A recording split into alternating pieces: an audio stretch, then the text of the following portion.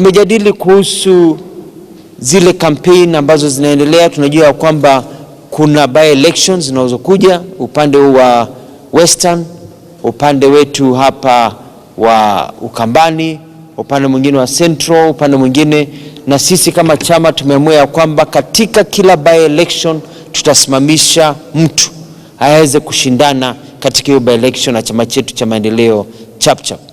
Hapa Machakos tulimpoteza Senator wetu Kabaka, na tukaamua kwamba sisi na kiongozi ambaye ni Senator mtarajiwa Mheshimiwa Mutua Tuco tutamunga mkono, tutaanza campaign. Wakati wa campaign ukifika tutaanza.